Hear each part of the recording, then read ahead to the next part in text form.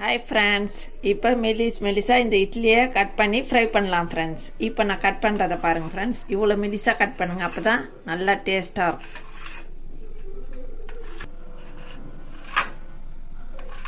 இப்போ இந்த மெலிசாக கட் பண்ணோம் ஃப்ரெண்ட்ஸ். அப்போ தான் காரம் நல்லா உரைக்கும், நல்லா டேஸ்ட்டாக இருக்கும். எல்லா இட்லியும் கட் பண்ணிக்கலாம் ஃப்ரெண்ட்ஸ்.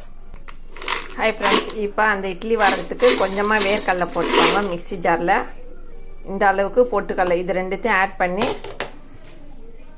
இதில் 3 பல்லு பூண்டு போட்டுக்கலாம் ஃப்ரெண்ட்ஸ். போட்டு ரன் பண்ணிக்கலாம் ஃப்ரெண்ட்ஸ். இது எல்லாத்தையுமே கொஞ்சம் குறைன்னு அரைச்சிக்கோங்க.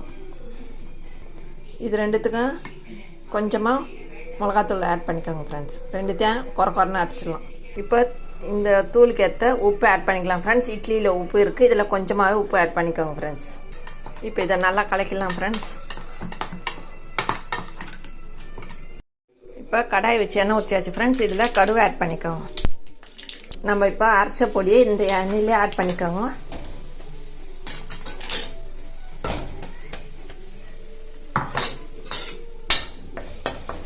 இதை நல்லா வதக்கிடுங்க. நம்ம இந்த கட் பண்ணி வச்ச இட்லியை இதில் ஆட் பண்ணிடுங்க. இப்போ இதை நல்லா கலக்கி விடுங்க ஃப்ரெண்ட்ஸ். நல்லா கலருங்க, எல்லாத்துலேயும் இது ஆட் ஆகணும். இதில் கொஞ்சமாக கருவேப்பிலை ஆட் பண்ணிக்கோங்க. இப்போ இந்த இட்லி மேலே கொஞ்சமாக எண்ணெய் ஆட் பண்ணிக்கோங்க ஃப்ரெண்ட்ஸ். ரொம்ப இதாக ட்ரையாக இருக்கிற மாதிரி இருக்குது.